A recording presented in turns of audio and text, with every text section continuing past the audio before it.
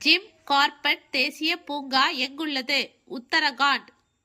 இந்திய காண்டாமிருகங்கள் பாதுகாப்பு 2020 என்னும் திட்டம் எங்கு துவங்கப்பட்டுள்ளது? அசாம். தாஜ்மஹாலின் வெண்ணிற பளிங்கு கற்களின் மேல் படிந்து அக்கற்களை மஞ்சள் நிறமாக மாற்றுவது எது? சல்பர். பூமியில் புதையுண்ட தாவர பாகங்களை பற்றி படிக்கும் படிப்பு எது? தொல் தாவரவியல். இந்தியாவின் முதல் பெண் வன உயிரி புகைப்பட கலைஞர் யார்? ராதிகா ராமசுவாமி. போதையூட்டும் மருந்துகள் மற்றும் மனோவியல் மருந்துகள் சட்டம் கொண்டுவரப்பட்ட ஆண்டு 1988. தொல் தாவரவியலின் தந்தை என அழைக்கப்படுபவர் கஸ்பர் மரியா வான் ஸ்டெர்ன்பெர்க். உலக உணவு பாதுகாப்பிற்கான பண்ணை ஆராய்ச்சி மையமான நம்மாழ்வார் உயிர் சூழல் மையத்தை உருவாக்கியவர் ஃப்ரெட்ரிக். உலக உணவு தினம் அக்டோபர் 16. தமிழ்நாட்டில் உள்ள மலரியல் மண்டலங்கள் எத்தனை? 7. புலிகள் பாதுகாப்பு திட்டம் கொண்டுவரப்பட்ட ஆண்டு 1973. உலக அளவில் கச்சா எண்ணெய் பயன்படுத்துவதில் இந்தியா எந்த இடத்தில் உள்ளது? 3வது. உலக தண்ணீர் தினம் மார்ச் 22.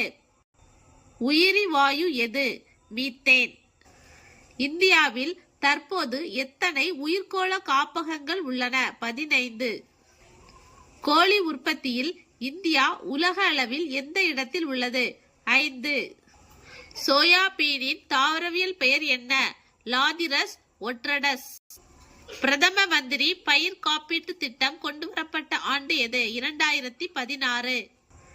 எந்த பயிரின் ரகம் பூசா கோமல் ஆகும்? தட்டை பயிறு.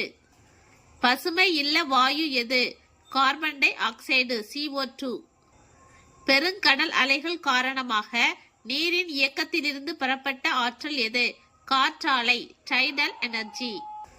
IUCN நிறுவனம் தொடங்கப்பட்ட ஆண்டு 1948.